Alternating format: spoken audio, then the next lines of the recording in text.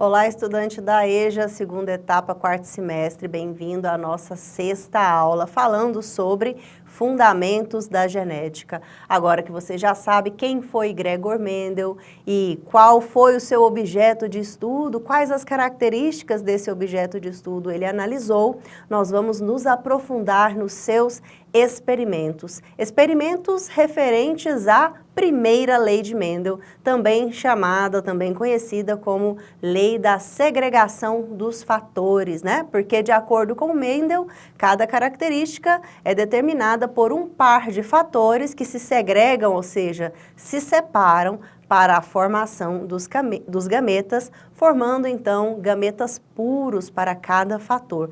Então vamos lá, vamos ver sobre o primeiro experimento, tá, de Mendel. Mendel então efetuou a polinização cruzada das plantas de ervilha. Eu já havia comentado, né, que esse tipo de planta, essa planta dessa espécie, possui uma estrutura de flor típica e adaptada para a ocorrência de autofecundação. Então, a parte masculina e feminina está toda fechada nas pétalas.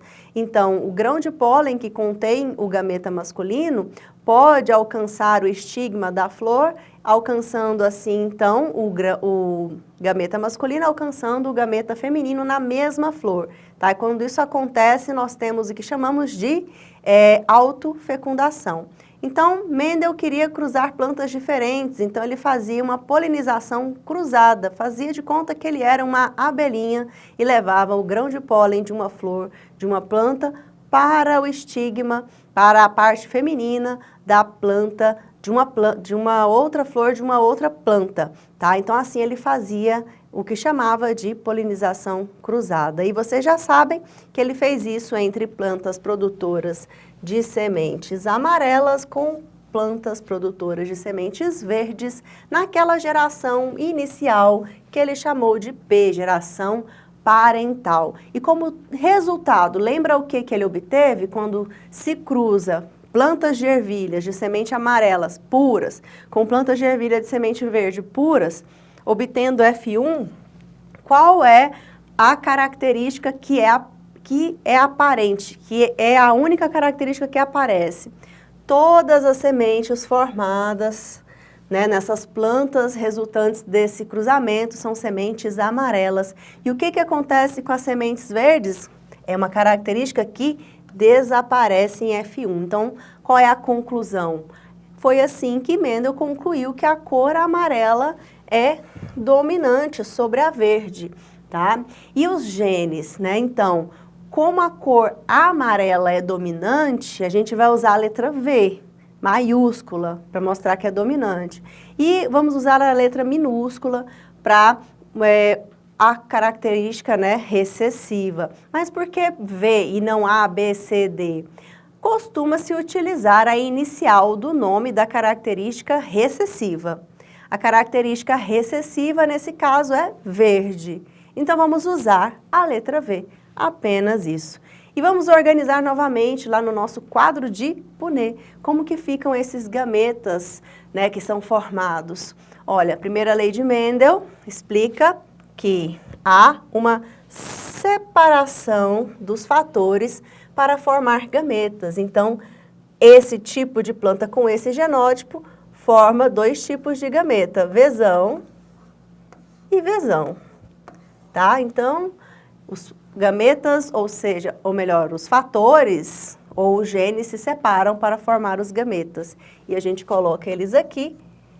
E os outros dois que se separam aqui, a gente coloca aqui e fazemos os possíveis cruzamentos. A gente inicia aqui colocando a letra maiúscula na frente, tá? E aí, nós temos o quê? 100% Vzão, Vzinho, ou seja, 100% de plantas híbridas produtoras de semente amarela, tá? Quando a gente fala sobre isso aqui, ó, as possíveis combinações entre os genes, nós estamos falando de genótipo. Quando falamos da característica que esse genótipo expressa, né, a cor no caso, estamos falando do fenótipo. Seguindo aqui, para explicar o desaparecimento da cor verde, como que Mendel fez? Mendel deixou essas plantas da geração F1 fazerem autofecundação, então ele não mexeu nas flores, não fez fecundação cruzada, tá? E essa F1 lembra bem todas as plantas de semente amarela, tá? Então assim ele obteve, a partir dessa autofecundação, uma geração F2, que apresentava plantas que produziam sementes verdes e também amarelas, só que não em proporções iguais, tá? Mas vamos ver aqui como que é o cruzamento dos genótipos em F1. É uma autofecundação, então é o indivíduo híbrido heterozigoto, né, Vzão, Vzinho, cruzando com o mesmo genótipo, Vzão, Vzinho. Como que a gente organiza isso no quadro de Punnett? Fica diferente já, né, daquele anterior. Por quê? Porque o par de fatores se separa para formar gametas.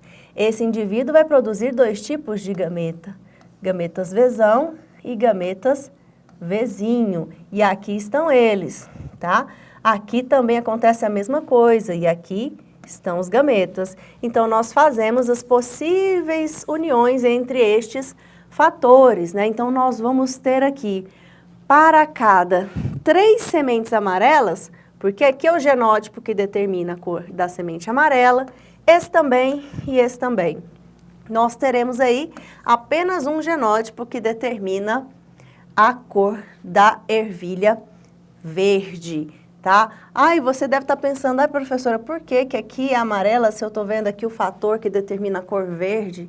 Por quê? Porque o fator que determina a cor amarela é dominante sobre o fator que determina a cor verde. Então, se ele está presente no parzinho, ele silencia o outro fator, o outro gene. Então, basta a presença de um Vzão no genótipo para que aquela planta produza sementes só amarelas. E aí, quando é que vai aparecer a cor verde? Quando o indivíduo for um homozigoto, ou seja, tiver os dois fatores iguais, mas tem que ser os dois fatores recessivos. Então, ele tem que ser um homozigoto recessivo. E vamos falar um pouquinho de matemática, né? Então, se a gente tem uma proporção de 3:1, significa que 75%, né? 75% desses genótipos serão Vzão, Vzinho ou Vzão, Vzão, e só 25% homozigoto recessivo.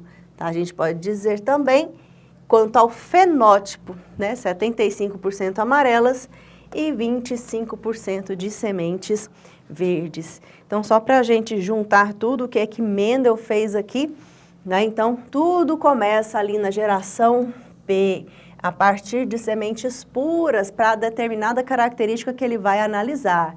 Inicialmente, ele analisou a herança de uma característica por vez. Tá? Aqui, por exemplo, a gente está analisando a cor das sementes. Então, ele obtinha plantas puras para a semente amarela, plantas puras para a semente verde. Ele pegava essas sementes, plantava. Quando você planta uma semente, ela germina, originando ali plantas adultas que poderiam fazer ali o cruzamento. E aí, uma daquelas plantas que foi fecundada, né, vai produzir ali as vagens e ele vai observar o resultado que vai ser chamado de F1. Então, vamos ter todas as sementinhas amarelas. Ele planta novamente essa sementinha amarela, cresce uma plantinha e ele deixa essa plantinha fazer autofecundação. O resultado da autofecundação é a produção de mais vagens e dentro dessas vagens tem o quê? Ervilhas, mais sementinhas. Sementinhas de cor amarela e verde em uma proporção de 3 amarelas para uma verde. Então, a cada 3 amarelinhas que ele contava, tinha uma verde, tá? Então, na primeira geração, cruzamento de plantas puras de semente amarela com verde, resulta em 100% de plantas produtoras de semente amarela. Na segunda geração, com a autofecundação, essas plantas de semente amarela, então que vem daqui, vão produzir agora sementes tanto amarelas quanto verdes. Lembrando que ele conseguiu fazer isso por meio da fecundação cruzada, obtendo, por exemplo, o grão de pólen de uma flor da planta, pode ser, por exemplo, lá da planta que tinha as sementes todas verdes, pincelando esse grão de pólen na parte feminina da flor da planta que só produzia sementes amarelas. Mas antes disso, ele fazia a remoção das anteras, ele cortava a parte masculina daquela flor, onde ele iria fazer a polinização cruzada. E essa flor, quando é fecundada, ela resulta num fruto. Esse fruto é a vagem. A vagem tem dentro dela as sementes, e quando ele plantava, cultivava essas sementes, ele obtinha os resultados em F2, tá? Aqui nesse exemplo, a análise é de uma outra característica, que no caso é a textura da semente, lisas ou rugosas. E no caso da textura das sementes, como vocês podem perceber, a característica semente lisa é dominante sobre a característica semente rugosa. Por quê? Porque aparece 100% de ervilhas de casca lisa em F1 e a característica rugosa só volta a aparecer em F2 e em menor proporção, certo? Então, para explicar esse desaparecimento da cor verde em F1 e seu reaparecimento em F2, nessa proporção de 3 dominantes para 1 recessivo, Mendel elaborou esse enunciado da primeira lei, que eu já citei para vocês, tá? Que é a lei da segregação dos fatores. Cada característica é determinada por 2 fatores, que se separam na formação dos gametas. E esse estudo de uma característica por vez é chamado de monohibridismo, tá? E quando um fator domina o outro, é o monohibridismo com dominância. Nós temos, então, 2 alelos envolvidos na determinação de uma característica, um vai ser dominante, o outro recessivo, e um só caráter de cada vez, e nós temos 2 fenótipos, um dominante e um recessivo. Vamos aplicar, então, agora a primeira lei de Mendel num contexto sem ser com ervilhas, para vocês verificarem, né, que algumas características podem seguir esse padrão de herança mendeliana. Aqui no exercício, a pelagem cinza em coelhos é dominante sobre a pelagem branca.